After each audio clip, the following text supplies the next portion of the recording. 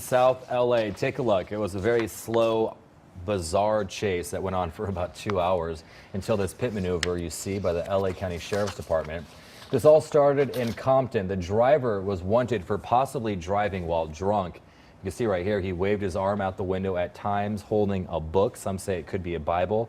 Officers put out a spike strip to get the driver to stop. It ended up getting caught under his car. Well, he dragged it for quite some time. Yeah, the driver made several U-turns, sometimes stopped to talk to the officers in their cars. And this is that pit maneuver one more time. And interestingly, the driver actually gave up and got out of the car before the car even came to a full stop. Look at that moment right here when he opens the door and gets out and the car keeps on moving. They almost ran him over. Almost. On the ground, the person finally surrendered, obeyed the commands of deputies finally, and was eventually taken into custody.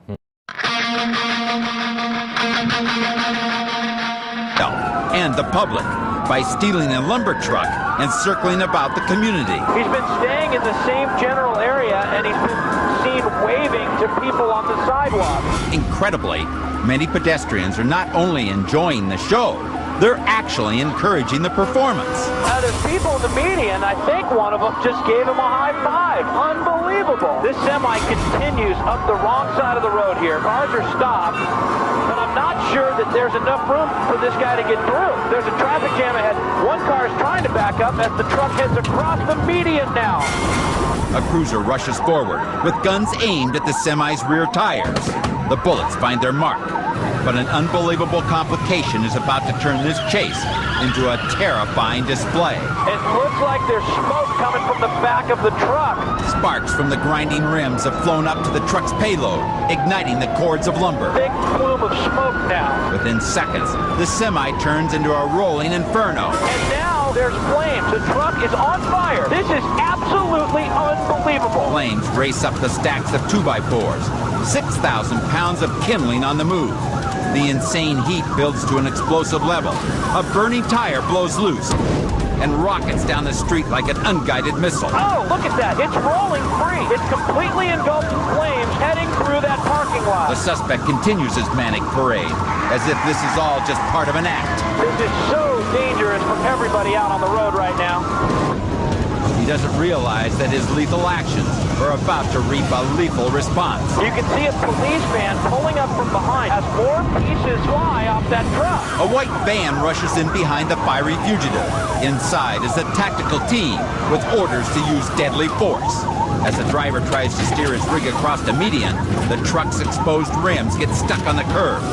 Officers know this may be their only chance. The van's opening up. Officers are jumping out. They're rushing towards the semi.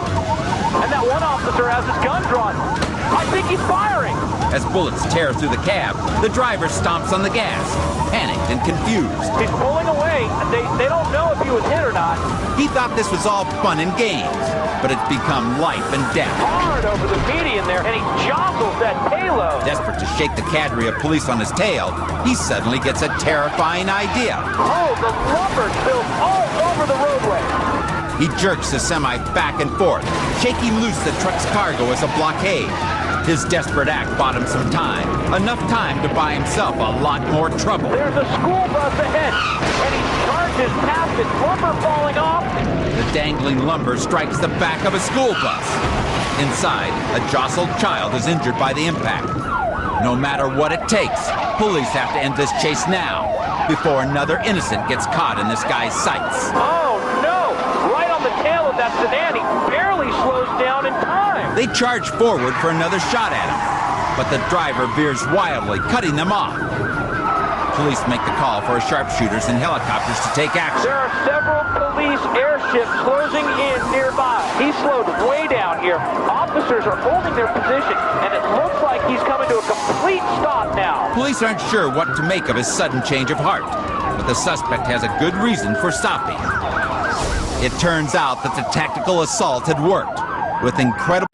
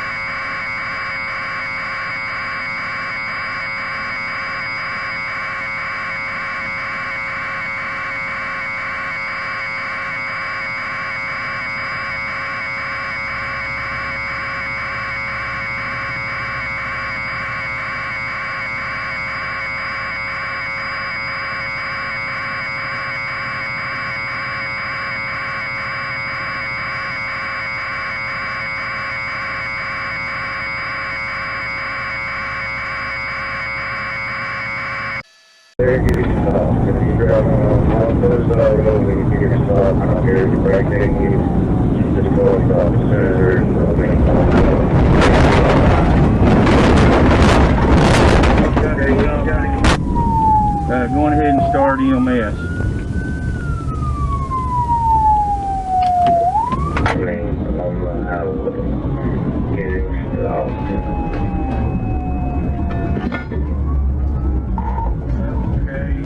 Got him stopped and then going ahead and start EMS.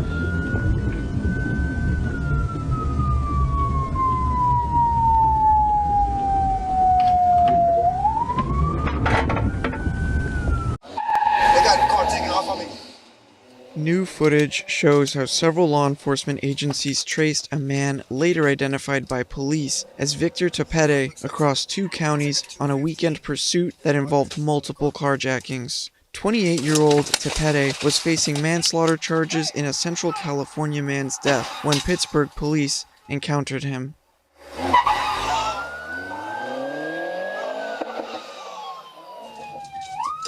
He escaped that night. The next day, Lafayette police approached a different vehicle reported stolen out of Pittsburgh.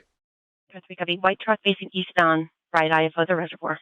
Police said Tepede bolted in a white truck, driving westbound in eastbound Highway 24 lanes. Probably about 60 miles an hour. Still right shoulder. At Old Dam and Fish Ranch roads, Tepede allegedly crashed into an officer's car before he ditched the truck and hopped a retaining wall. He's running towards the freeway. Head on into Lafayette. TC, head on into Lafayette unit, Bovell towards the freeway. Yeah, we need units on 24. He jumped on the 24. He's running across 24. We're in all green. Just got hit by a car. Need units on 24. On 24, got hit by a car. We're in all copy code 3 medic. Lafayette unit. Attempting to carjack a white sedan. Attempting to carjack a white sedan. Every unit on 24. He's running up to every car he can. All units to 24. Where was the head on with the Lafayette car? Medical for the Lafayette car. He's forcing entry right now into a car. Forcing entry into a... The car is driving off with him hanging off the car. He's entering the tunnel. Left bore the tunnel. Or right bore the tunnel. Copy 215 vehicle, right bore. What's the description on that car? It's a 4-door white Toyota Highlander. He's in the car. 215 it. He's in the tunnel now. White Toyota Highlander, 215 it in the tunnel. White with we lost visual. He's going through the tunnel. It's white with a sunroof. Police said Tepede made it to eastbound 580 from Highway 13 before exiting at Keller Avenue.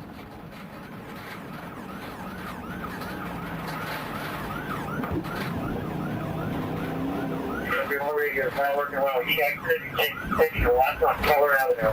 Actually taking a left on Keller. Left on Mountain Boulevard for Keller. Now what happened there is getting back on west on 380. West on 380 from Mountain Boulevard. Yeah, just TC with another car trying to go the wrong way. Just TC'd with another vehicle. Again, now he's running across the lanes of traffic running to the south. Southbound across 580, Footbill.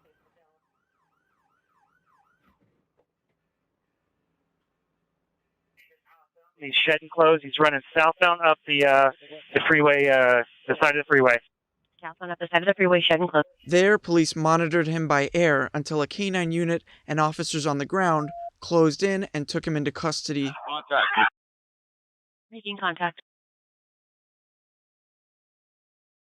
Dog 20, dog bite. Copy, dog bite. Dog contact now. Copy, good canine bite. Was there additional? He looks like he's still fighting with him. Copy, units in the physical. 41 Town 1, take him into custody. Need an ambulance at the end of the road where all of our patrol units are staged.